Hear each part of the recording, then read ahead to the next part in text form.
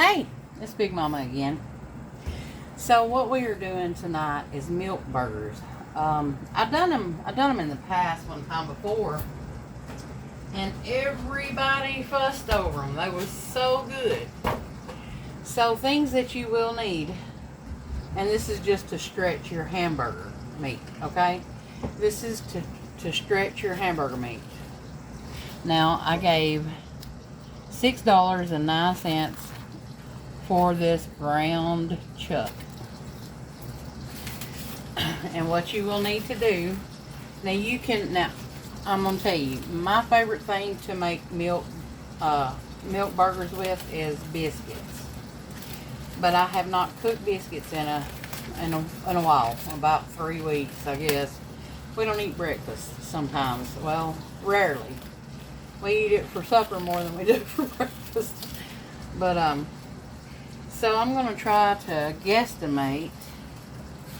You want to use the same amount, the same size. So I'm guessing that these two things are about the same size and thickness and everything. Okay? Now I'm taking this. I'm going to put this right here off to the side. And this bread, you can use the drier and staler the bread, the better. Now, I just so happen to have extra buns. I don't normally buy buns. I usually make them if we eat buns. But I have extra because we went to Talladega, and we just buy for convenience when we go down there. So you take a little milk, you open your bread up, and you want it to soak up all the milk that you pour on. And what I do is I just pour a little and I let it soak. And I think that's enough because it has soaked it up. Hold on a minute, I'll show you.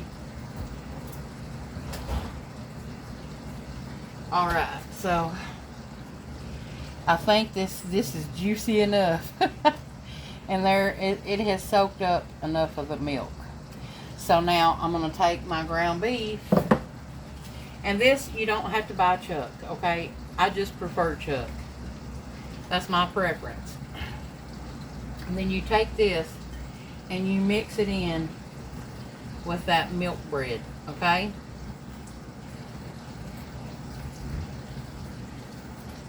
And so then we end up having double the amount of meat. Excuse me just a moment. Go lay down. I know that I can't stand them being in there under my feet when I'm cooking. So we mix all this up. Mix it up real good.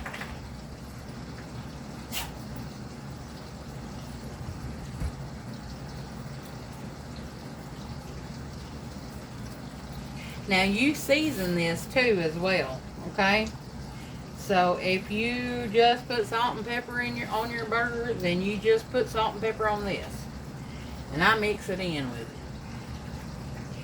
And what I do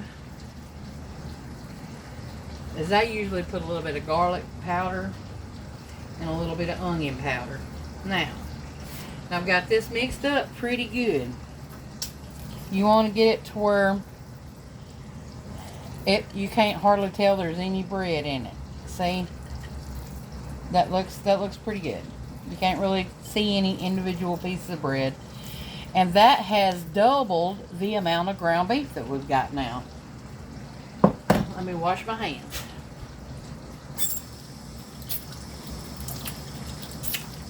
Now, so I'm going to grease up my pan.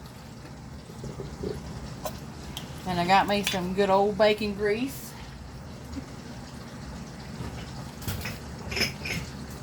Some good old bacon grease. If I can get the spoon out. There we go.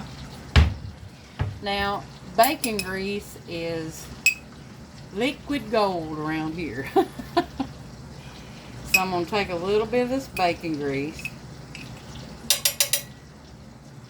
And that's also going to add some flavor, you know. You just want to make sure that your pan is greased up real good, and that should be enough. If it ain't, I got some more.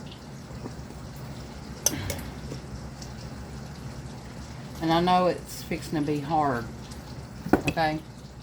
And I know this. I mean, it's already hard, y'all. I've been trying to get y'all to grow something for years, and y'all just make excuses.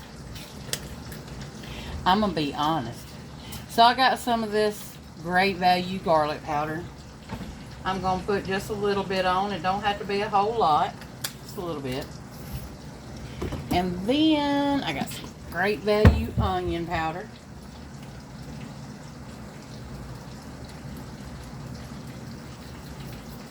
Put a little bit of that on. Now, I like salt and pepper.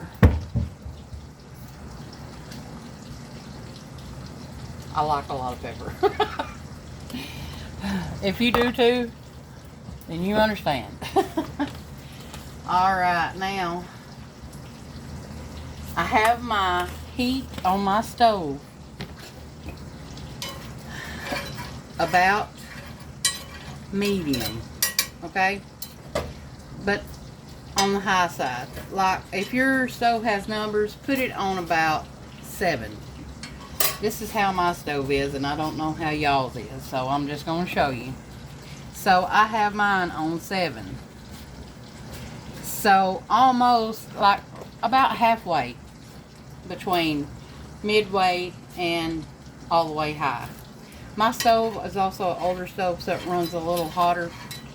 So that's why I have it like that. But you don't want it to be so hot that it cooks too fast and burns everything.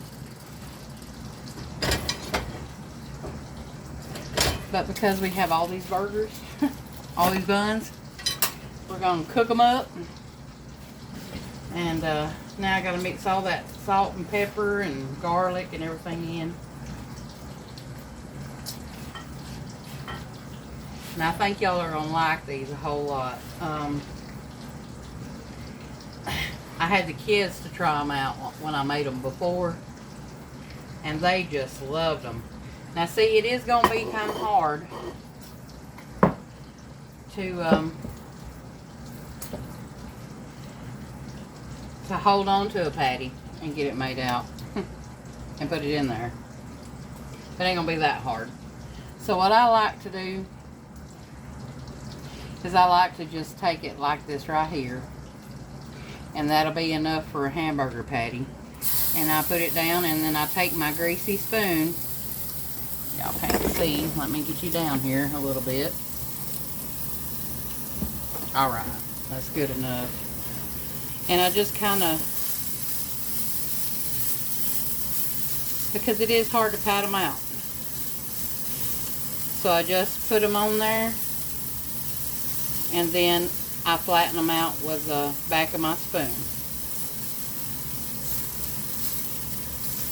And these will be done pretty quick.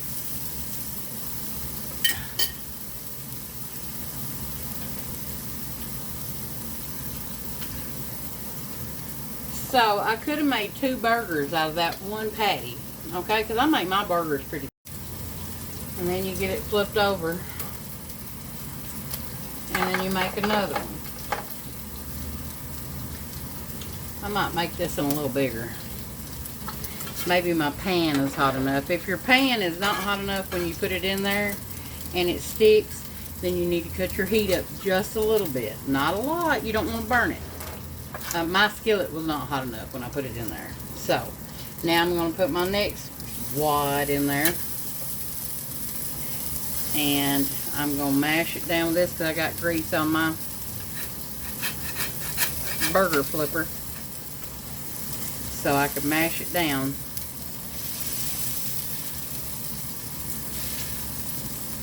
There you go. Alright, give me just a minute. I'm going to get some cheese out right quick. Okay, so what I figured out is I must have bought the cheaper ground beef in the past, because this is 85.15, my bad. You need the 75.25. It needs to have a higher fat content because I had to add a lot more oil to this. But here is your burger. And I put cheese on it already. And I thought I was recording, y'all, and I didn't. And this is my burger. Make it. Okay? It's good. Make you do a dance. Okay, so that's how y'all can stretch your ground beef. I have some more meals this week that I'm going to do. I'm not going to release them all at one time. I will be releasing the videos over the next few weeks. Because I got other stuff to do. So, and if y'all got something else that you want me to cook, y'all let me know. I am going to do a pork pot roast. Boston butt pot roast this week. And I'm going to cook it in a pumpkin. So y'all stay tuned. And that's some cheap food too.